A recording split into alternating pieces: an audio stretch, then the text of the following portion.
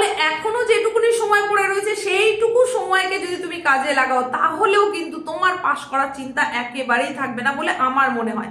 এটা অবশ্যই শুধুমাত্র আমার ওপিনিয়ন, আমি বললাম, তুমি পর্যালোচনা করে দেখো, একটু বিবেচনা করে দেখো, ভেবে দেখো যে কথাটার মধ্যে সত্যতা আছে কিনা।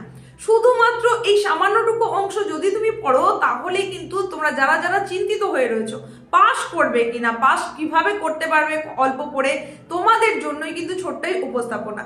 তাই এই অল্প অংশটুকু তুমি যদি এই সামান্য যেটুকুনি সময় রয়েছে তার মধ্যে দেখে নিতে পারো, আমি তোমাকে অ্যাসিওর করছি তুমি পাস তো অতি অবশ্যই করবে এবং সেখান থেকে একটা ভালো নম্বরই হয়তো তুলে নিতে পারবে। আর তোমরা যারা 40-এ 40 পেতে চাইছো বা 35 আপ পেতে চাইছো তাদের জন্য কিন্তু এই ট্রিক্সটা একেবারেই নয়। এই যে তুক্কা লাগানো ট্রিক্সটার কথা বলছি এটা একেবারেই কিন্তু তোমাদের জন্য নয়।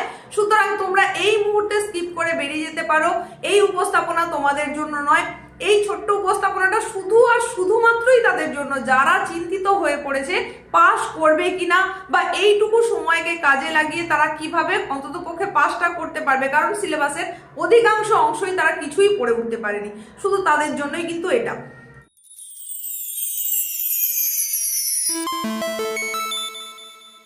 যাক, তুমি এখনো পর্যন্ত এই উপস্থাপনাটা দেখছো মানে এটা বুঝে নিতেই হচ্ছে যে তোমার কিন্তু এই সংস্কৃত সাবজেক্টের অধিকাংশ সিলেবাস কমপ্লিট হয়নি।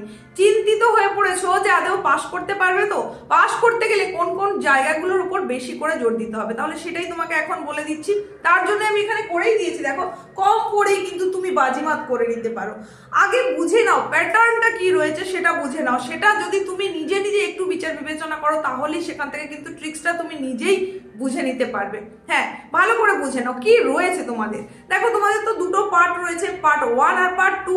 পার্ট 1 এর মধ্যে তোমাদের কি থাকছে, সমস্ত সংস্কৃত সাহিত্যের যে বিষয়টা, আসল বিষয়টা সেটাই থাকছে। সেটা কি কি, গদ্য থাকছে, পদ্য থাকছে, আর থাকছে দৃশ্যকাব্য বা নাটক। তাহলে এই যে তিনটে বিষয় রয়েছে, এই তিনটে বিষয় থেকে তোমাদের টোটাল 20 নম্বরের কিন্তু প্রশ্ন আসবে। 20 নম্বরের প্রশ্নটা আবার কিভাবে আসবে, 2 মার্কসের 5টা প্রশ্ন অ্যাটেন্ড করতে হবে আর 5 মার্কসের অ্যাটেন্ড করতে হবে 2টো। এই হিসেবে তাহলে 10 10 20 হয়ে যাচ্ছে, যেটা আমি তোমাদের এখানে দেখিয়েছি। দেখো 2 মার্কসের 5টা মানে 10 নম্বর আর 5 মার্কসের 2টো মানে 10 নম্বর।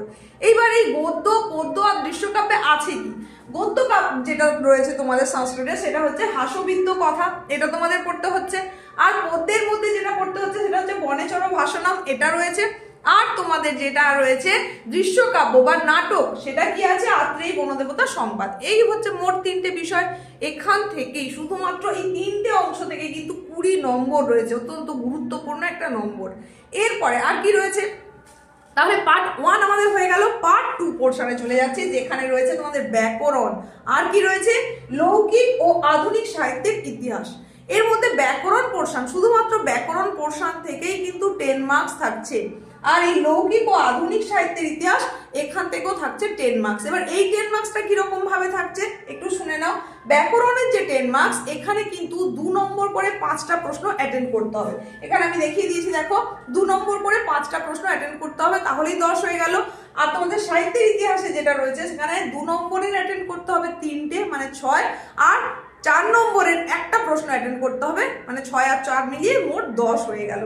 তাহলে এই যে টোটাল ডিভিশনটা রয়েছে, এবার তোমার যখন অধিকাংশ সিলেবাস বাকি তাহলে তোমার ঠিক কি করণীয়। দেখো, আমার মনে হয় যে তোমরা মোটামুটি ক্লাস অ্যাটেন্ড করেছো, সেটা স্কুলে যে ক্লাস হয়েছে সেটাই সেই ক্লাসগুলো করেছো, বা তোমাদের যদি গৃহশিক্ষক থেকে থাকেন তাহলে সেখানে গিয়েও কমসে কম সেখানে অ্যাটেন্ড করেছো, মানে শুনেছো কি কি গল্প রয়েছে, মানে গদ্য কি, পদ্য কি, নাটক কি রয়েছে, তার বিষয়বস্তু কি রয়েছে, নিশ্চয়ই তুমি সেটা শুনেছো।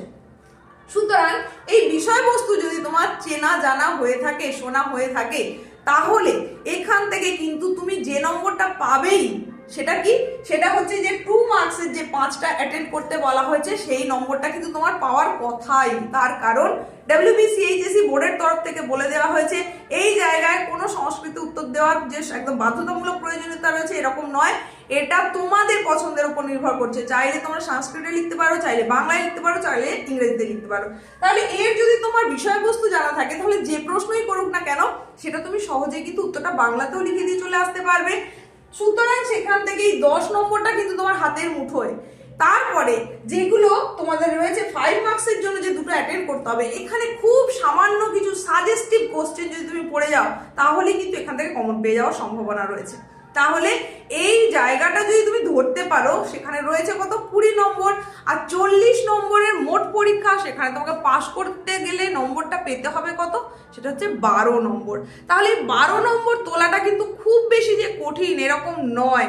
আর তোমরা যারা আরেকটু বেশি ভালো নম্বর আশা করছো তাদের জন্য বলবো, দেখো তোমাদের ব্যাকরণ পোর্শন সেখানে কি রয়েছে, যেটা রয়েছে সেটা হচ্ছে প্রত্যয় রয়েছে, কারক বিভক্তি রয়েছে, আর রয়েছে সমাস। এই যে প্রত্যয়, কারক বিভক্তি, সমাস, এর মধ্যে তোমার কিছু না কিছু জিনিস সহজবোধ্য মনে হবেই, তাহলে সেটার উপরে জোর দাও। এখান থেকে 2 মার্কসের 5টা অ্যাটেন্ড করতে হবে, তার তুমি দুটোও তো করতে পারবে, নিশ্চয়ই পারবে। তাহলে সেটা যদি করতে পারো সেখান থেকেও একটা নম্বর উঠে আসবে। আর এই পোর্শনটা লৌকিক ও আধুনিক সাহিত্যের ইতিহাস, এর মধ্যে লৌকিক যেটা রয়েছে সেখানে তোমাদের কি করতে হচ্ছে না, লৌকিক সংস্কৃত সাহিত্যের ইতিহাসে তোমাকে করতে হবে গদ্য কাব্য, চম্পু কাব্য আর আয়ুর্বেদ, এটা দেখতে হবে।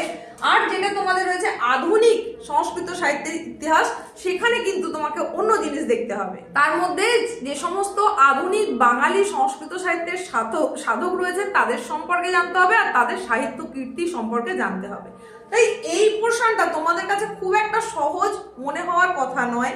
তো যারা এখানটার ওপর জোর দিয়েছো, যারা মনে হচ্ছে করতে পারবে, অনেকগুলো জিনিস তৈরি হয়ে গেছে, তাহলে তারা এই মুহূর্তে শুধুমাত্র যে জিনিসগুলো তৈরি করে নিয়েছো সেটার ওপরে জোর দাও, সেইগুলো দেখে যাও। নতুন করে কিন্তু আর কিছু তৈরি করতে গেলে হবে না। আর যাদের শুধুমাত্র পাস করার চিন্তা রয়েছে তাদেরকে বলবো এই গদ্য পদ্য নাটক এই পোর্শনটা দেখে নাও, সম্ভব হলে ব্যাকরণ পোর্শনটা দেখে নাও, তাহলেই কিন্তু এখান থেকে ভালো নম্বর আশা করবে। আর আমি একদম ভিডিওর শুরুতেই বলেছি যে যারা অনেকটা নম্বর আশা করছো, 35+ আশা করছো, তাদের জন্য কিন্তু এই উপস্থাপনাটা নয়। যারা ভীষণভাবে চিন্তিত হয়ে রয়েছিলে, বিভিন্ন ভিডিওতে এসে কমেন্টে জানাচ্ছিলে যে অল্প করে কি করে পাস করবো ম্যাম, শুধুমাত্র সেইটুকু কথা বলুন যে পাস করার উপায়টা কি রয়েছে। তো তোমাদের জন্য তুক্কা লাগানো কিছু কৌশল সেটা বলে দিলাম। আশা করছি এই কৌশল অবলম্বন করলে তোমরা ভালো একটা নম্বর পাবেই, কারণ গ্রামার পোর্শনে রয়েছে তোমাদের 10 নম্বর, আর যেটা গদ্য পদ্য এবং দৃশ্যকাব্য রয়েছে সেখানে 20 নম্বর, মানে 30 নম্বরের উত্তর যদি তুমি করে আসতে পারো সেখান থেকে 20-25ও তো পাবে।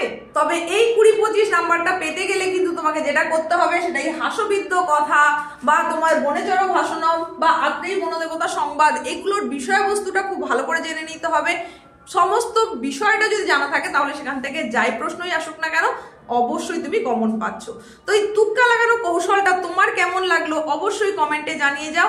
আর বিভিন্ন অংশের সাজেশন খুব তাড়াতাড়ি তোমাদের জন্য নিয়ে চলে আসবো, সেটা পেতে নিয়মিত চ্যানেলে চোখ রাখতে হবে।